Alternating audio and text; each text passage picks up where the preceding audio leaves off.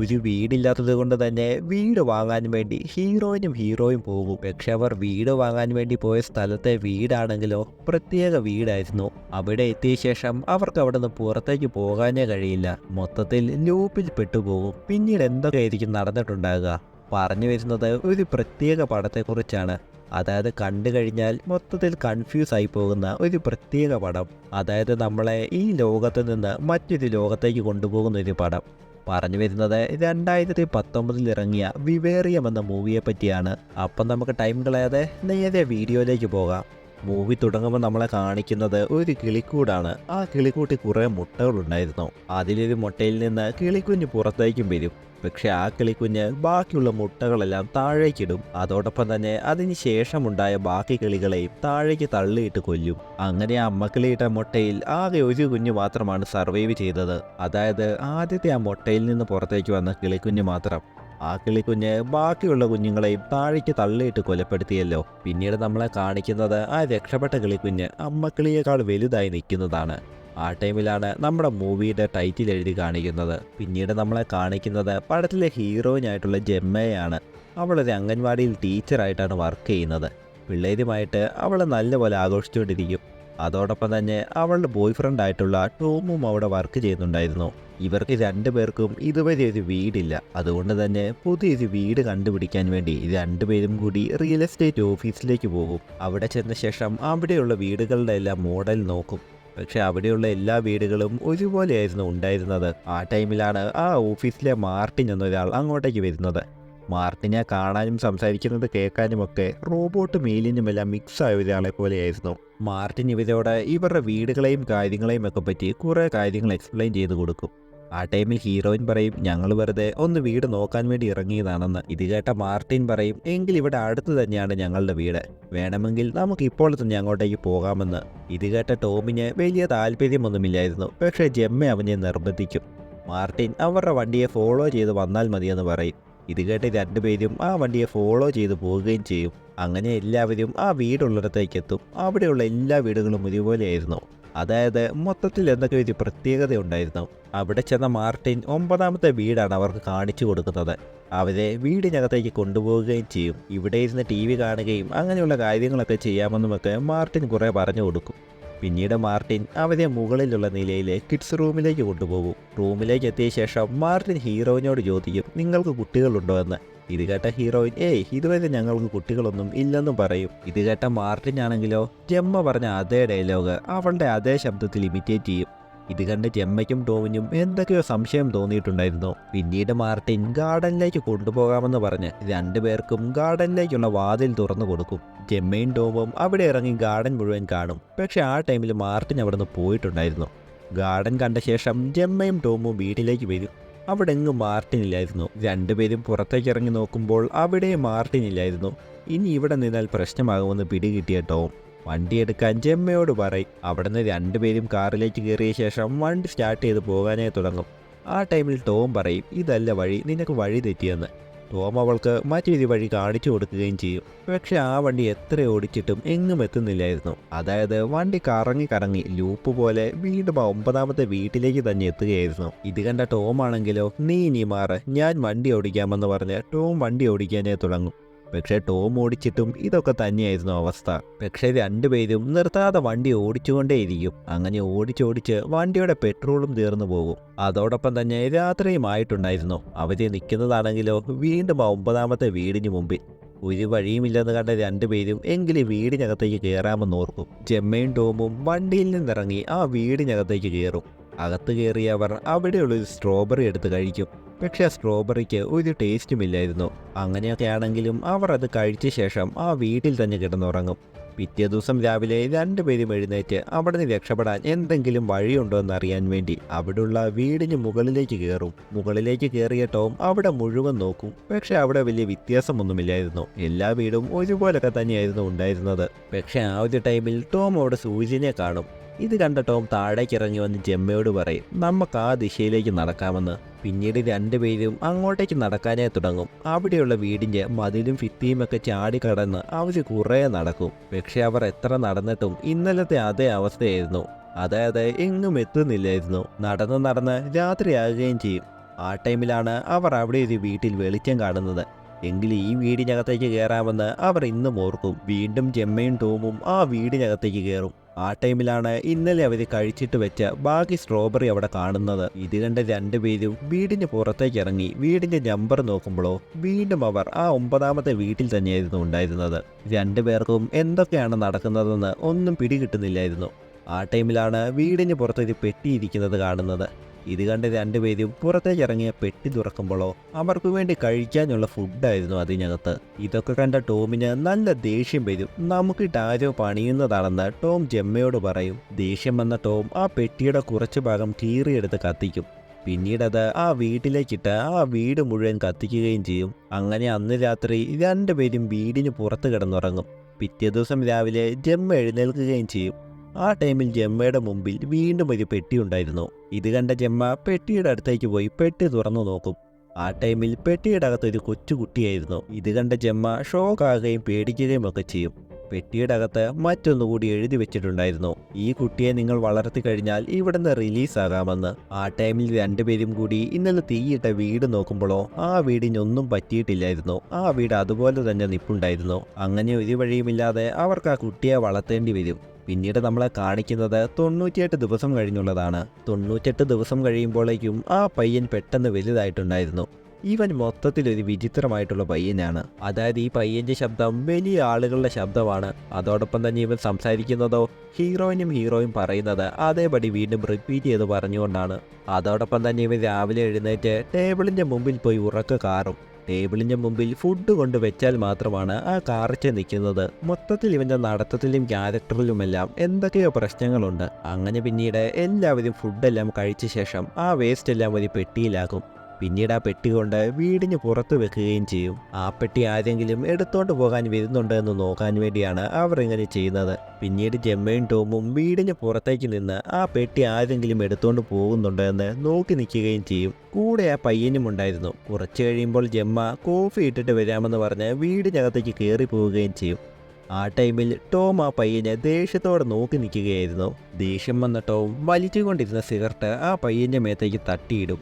അത് അവിടുന്ന് തെറിച്ച് അവിടെയുള്ള പുല്ലിന് മുകളിലേക്ക് പോയി വീഴും. അപ്പോഴാണ് കാണുന്നത് ആ പുല്ല് അവിടെ നിന്ന് നീങ്ങി പോകുന്നതായിട്ടും അവിടെ മണ്ണ് തെളിയുന്നതായിട്ടും.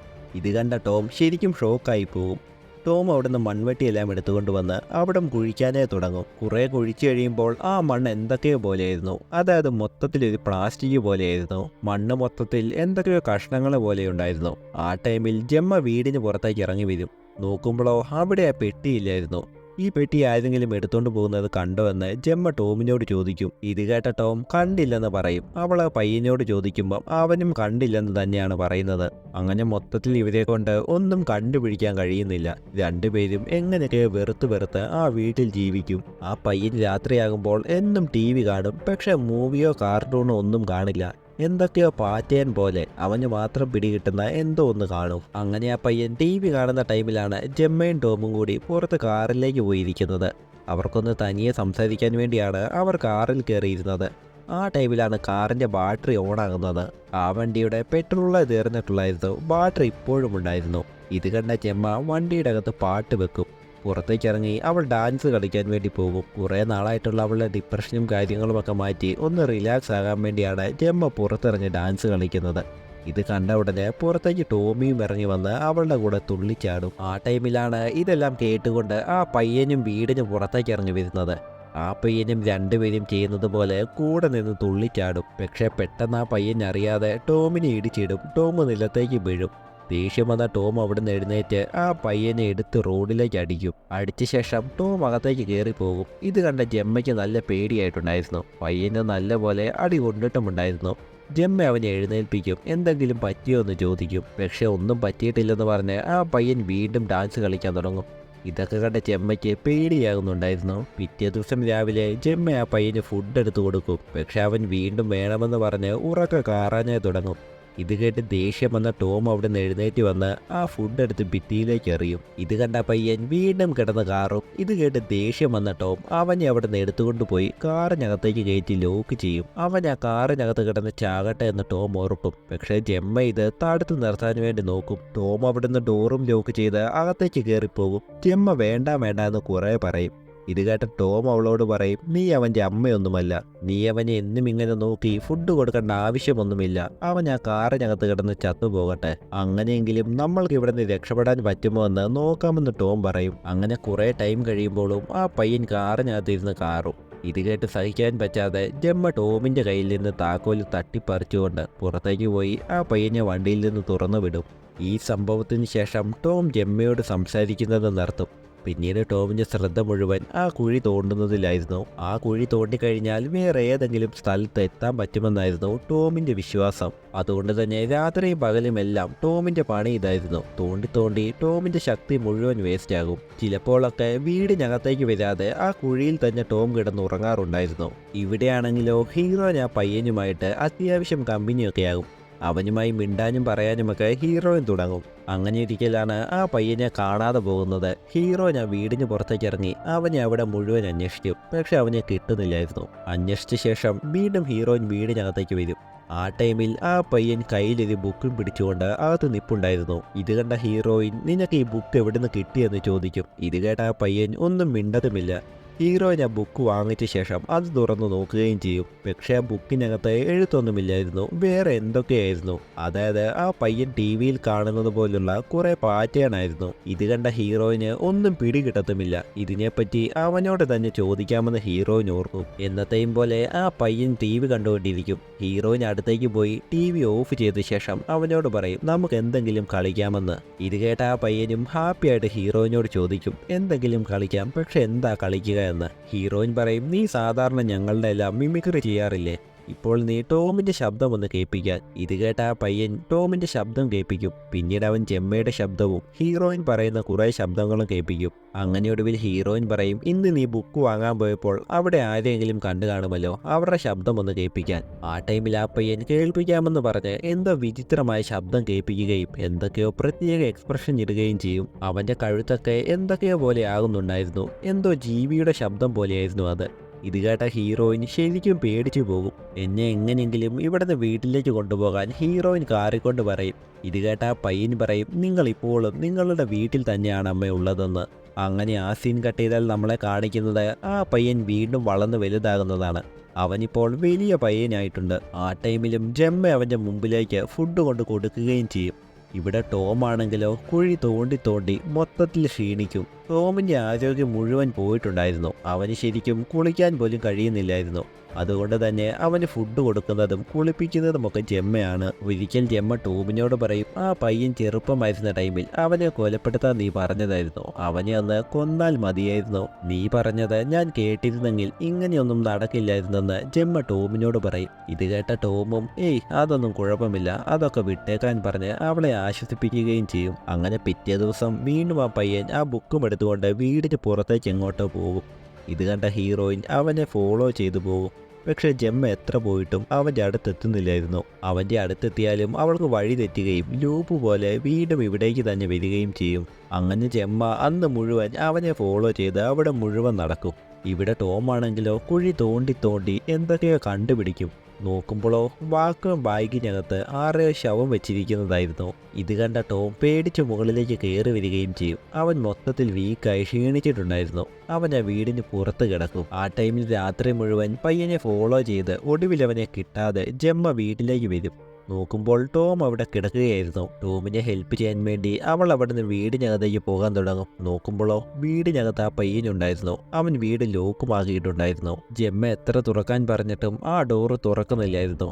അതുകൊണ്ട് തന്നെ ജമ്മ പുറത്തേക്ക് വന്ന് ടോമിനെയും എടുത്തുകൊണ്ട് ആ കാറിനകത്തേക്ക് കയറി കിടക്കും. പിറ്റേ ദിവസം രാവിലെ ആ പയ്യൻ വീടും തുറന്ന് പുറത്തേക്ക് ഇറങ്ങി വരും. ഇത് കണ്ട ജമ്മ അവൻ്റെ അടുത്തേക്ക് ഓടിപ്പോയ ശേഷം ടോമിനെ എങ്ങനെയെങ്കിലും ഹെൽപ്പ് ചെയ്യണം, രക്ഷിക്കാൻ പറയും. പക്ഷേ ആ പയ്യൻ ഒന്നും മിണ്ടില്ല. ഒരുപക്ഷെ ടോമിന് ഇവിടെ നിന്ന് റിലീസാകാനുള്ള ടൈം ആയിട്ടുണ്ടാകുമെന്ന് ആ പയ്യൻ ഹീറോയിനോട് പറയും. പിന്നീട് ആ പയ്യൻ ബുക്കുമായിട്ട് വീണ്ടും എങ്ങോട്ടേക്ക് ഇറങ്ങിപ്പോകും. ജമ്മ ഒരു വഴിയുമില്ലാതെ ടോമിനെ എടുത്ത് മടിയിൽ കിടത്തും. ടോമിന് ഏറെക്കുറെ മരണപ്പെടാൻ പോവുകയാണെന്ന് ഉറപ്പായിട്ടുണ്ടായിരുന്നു. ആ ടൈമിൽ ടോം പണ്ട് ജമ്മയെ ആദ്യമായി കണ്ടതും അവളുമായി പ്രണയത്തിലായ കാര്യങ്ങളുമൊക്കെ ജമ്മയോട് പറയും. അങ്ങനെ അതും പറഞ്ഞുകൊണ്ട് ടോം ജമ്മയുടെ മടിയിൽ കിടന്ന് മരണപ്പെടും. ഇത് കണ്ട ജമ്മ എന്ത് ചെയ്യണമെന്നറിയാതെ മൊത്തത്തിൽ വിഷമത്തിലാകും. ആ ടൈമിൽ അങ്ങോട്ടേക്ക് ആ പയ്യൻ ഒരു വാക്കോം ബാഗുമായിട്ട് വരും. എന്നിട്ട് ആ പയ്യൻ ടോമിന്റെ ബോഡി എടുത്ത് ആ ബാഗിലേക്ക് ആക്കുകയും ആ ബാഗ് മൂടുകയും ചെയ്യും. പിന്നീട് ആ ബോഡിയും വലിച്ചുകൊണ്ടുപോയി ടോം എടുത്ത ആ കുഴിയിലേക്ക് തന്നെ ടോമിന്റെ ബോഡി ഇടുകയും ചെയ്യും. ഇത് കണ്ട ജെമ്മ എന്ത് ചെയ്യണമെന്നറിയാതെ വീണ്ടും ആ കാറിലേക്ക് പോയി കിടക്കും. പിറ്റേ ദിവസം ആ പയ്യൻ വീണ്ടും ആ ബുക്കും എടുത്തുകൊണ്ട് എങ്ങോട്ടേക്കോ പോകും. ഇത് കണ്ട് ദേഷ്യം വന്ന ജെമ്മ കാറിലിരുന്ന മൺവെട്ടി എടുത്തുകൊണ്ട് ആ പയ്യന്റെ പുറകെ പോയി അവന്റെ മുഖത്തേക്ക് വെട്ടും. ആ പയ്യന്റെ മുഖം ഒന്ന് മുറിഞ്ഞിട്ടുണ്ടായിരുന്നു. പേടിച്ച് ആ പയ്യൻ അവിടെ നോടും. അവിടെയുള്ള കോൺക്രീറ്റ് പൊക്കിയ ശേഷം അവൻ അതിൻ്റെ അകത്തേക്ക് കയറിപ്പോകും. പുറകെ തന്നെ ജെമ്മയും മൺവെട്ടി എടുത്ത് അവിടെ ലോക്ക് ചെയ്ത ശേഷം അവളും അതിൻ്റെ അകത്തേക്ക് കയറിപ്പോകും. അകത്ത് കയറുമ്പോഴോ അവിടെ വേറൊരു മുറി ഉണ്ടായിരുന്നു. അതായത് മൊത്തത്തിൽ തലകുത്തി മറ്റൊരു ഡൈമെൻഷൻ പോലൊരു മുറി. ആ മുറിയുടെ അകത്തും ഒരു പയ്യനുണ്ടായിരുന്നു. ആ പയ്യനും ടി വിയിൽ ആ പാറ്റേൺ തന്നെ കാണുകയായിരുന്നു. ജെമ്മ അവിടെ നിന്ന് അടുക്കളയിലേക്ക് നടക്കും. ആ ടൈമിൽ അടുക്കളയിൽ മറ്റൊരു പെണ്ണുണ്ടായിരുന്നു. ആ പെണ്ണവിടെ വിഷമത്തോടെ ഇരിക്കുകയായിരുന്നു. ആ പെണ്ണിന് ജെമ്മയെ കാണാനും കഴിയുന്നുണ്ടായിരുന്നു. ജെമ്മ ആ പെണ്ണിൻ്റെ അടുത്തേക്ക് മിണ്ടാനായി ചെല്ലും. അപ്പോഴാണ് നിലത്തേക്ക് മണ്ണിനടിയിൽ പോകുന്നത് പോലെ ജെമ്മ നിലത്തേക്ക് കുഴിഞ്ഞു പോകുന്നത്. അവിടുന്ന് ജെമ്മ വീണ്ടും മറ്റൊരു റൂമിലേക്ക് എത്തും. അവിടെയും ഇതുപോലൊരു പയ്യനും വേറെ 2 പേരും ഉണ്ടായിരുന്നു. പിന്നീട് ജെമ്മ അവിടുന്ന് സ്ലിപ്പായി വേറൊരു മുറിയിലേക്ക് എത്തും. അവിടെ എത്തുമ്പോഴോ അവിടെ ഒരു ഡെഡ് ബോഡി ആയിരുന്നു ഉണ്ടായിരുന്നത്. വെള്ളത്തിൽ കിടക്കുന്ന ആ ബോഡി ജെമ്മ കാണും. അവിടുന്ന് സ്ലിപ്പായി ജെമ്മ മറ്റൊരു വീട്ടിലെ പടിയിലൂടെ ഉരുണ്ട് നിലത്തേക്ക് വീഴും. ഈ ടൈമിൽ ജെമ്മ ശരിക്കും വീക്കായി ക്ഷീണിച്ചിട്ടുണ്ടായിരുന്നു. മൊത്തത്തിൽ മടുത്ത ജെമ്മ ആ വീടിന് പുറത്തേക്ക് ഇറങ്ങും. നോക്കുമ്പോഴോ അവള് വീണ്ടും ആ 9ാമത്തെ വീട്ടിൽ. അവിടെ ആ കുഴിയും കാറുമെല്ലാം അതുപോലെ കിടപ്പുണ്ടായിരുന്നു. അങ്ങനെ ജെമ്മ മൊത്തത്തിൽ ക്ഷീണത്തിലാകും. ആ ടൈമിൽ അങ്ങോട്ടേക്ക് ആ പയ്യൻ വീണ്ടും ഒരു വാക്വം കവറുമായി വരും. അവൻ ജെമ്മയെ ആ കവറിലാക്കിയ ശേഷം മൂടാനായി തുടങ്ങും. ഈ ടൈമിൽ ജെമ്മ ചോദിക്കും, എന്തിനാണ് എന്നെ ഇങ്ങോട്ട് കൊണ്ടുവന്നത്? ഇവിടെ എന്തൊക്കെയാണ് നടക്കുന്നതെന്ന്. ഇത് കേട്ട ആ പയ്യൻ പറയും, നിങ്ങൾ എൻ്റെ അമ്മയാണ്. അമ്മയുടെ ജോലി പയ്യനെ വളർത്തി വലുതാക്കിയ ശേഷം മരണപ്പെടുക എന്നുള്ളതാണെന്ന്. ജെമ്മ പറയും, പക്ഷെ എൻ്റെ വീട്ടിൽ ഹാപ്പിയായിട്ട് ജീവിക്കുന്നതായിരുന്നു എനിക്കിഷ്ടമെന്ന്. ഇത് കേട്ട ആ പയ്യൻ പറയും, ഇത് നിങ്ങളുടെ വീട് തന്നെയാണ് അമ്മയെന്ന്. ദേഷ്യം വന്ന ജെമ്മ, ഞാൻ നിൻ്റെ അമ്മയൊന്നുമല്ലടാ എന്ന് പറയുകയും ചെയ്യും. പക്ഷെ ആ പയ്യൻ അതൊന്നും കൂട്ടാക്കാതെ ആ കവറ് മൂടും. പിന്നീട് ജെമ്മയും വലിച്ചുകൊണ്ടുവന്ന് ടോമിനെ ഇട്ട് അതേ കുഴിയിലേക്ക് ജെമ്മയും ഇടും. അങ്ങനെ ആ പയ്യൻ കുഴി മൂടിയ ശേഷം വണ്ടിയും എടുത്തുകൊണ്ട് വീണ്ടും ആ റിയൽ എസ്റ്റേറ്റ് ഓഫീസിലേക്ക് വരും. അവിടെ എത്തുമ്പോഴോ മാർട്ടിൻ മൊത്തത്തിൽ പ്രായമായി, അവനും വയ്യാതെ ആയിട്ടുണ്ടായിരുന്നു.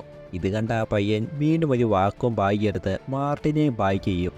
മാർട്ടിൻ്റെ ബോഡി അവിടെയുള്ള ഷെൽഫിലേക്ക് വെക്കും. പിന്നീട് മാർട്ടിൻ്റെ ബാഡിച്ചെടുത്ത് ഇവൻ കുത്തിയ ശേഷം മാർട്ടിൻ്റെ ചെയറിലേക്ക് ഇരിക്കും. ആ ടൈമിലാണ് പണ്ട് ജെമ്മയും ടോമും വന്നതുപോലെ വീണ്ടും 2 കപ്പിൾസ് അങ്ങോട്ടേക്ക് വീട് വാങ്ങാനായി വരുന്നത്. ഇത് കണ്ട ആ പയ്യൻ അവിടെ നിന്ന് എഴുന്നേറ്റ് പോയി അവർക്കതെല്ലാം എക്സ്പ്ലെയിൻ ചെയ്ത് കൊടുക്കുകയും ചെയ്യും. അങ്ങനെ ഈ ഒരു ഭാഗത്തോടെ ഈ മൂവിയും തീരും. ശരിക്കും ഈ പടത്തിൽ ഈ മാർട്ടിൻ ആരാണെന്നുള്ളത്, അതായത് ഈ പയ്യൻ ആരാണെന്നുള്ളത് ശരിക്കും വ്യക്തമാകുന്നില്ല. എന്താണെങ്കിലും മനുഷ്യനല്ല, മറ്റേതോ സ്പീഷീസ് ആണ്, ഏലിയൻ പോലെ അങ്ങനെ എന്തോ ഒന്നാണ്.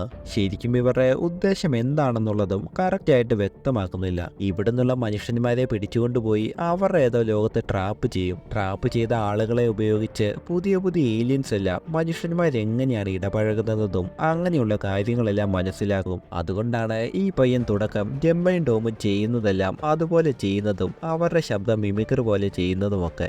അങ്ങനെ ഇതുപോലെ മനുഷ്യനെ ട്രാപ്പ് ചെയ്യുന്നു, മനുഷ്യനെ കൊല്ലുന്നു. അങ്ങനെയാണ് ഇവരുടെ തലമുറ പോയിക്കൊണ്ടിരിക്കുന്നത്. അതുപോലെ തന്നെ ഇവർക്ക് പെട്ടെന്ന് പ്രായവും കൂടും.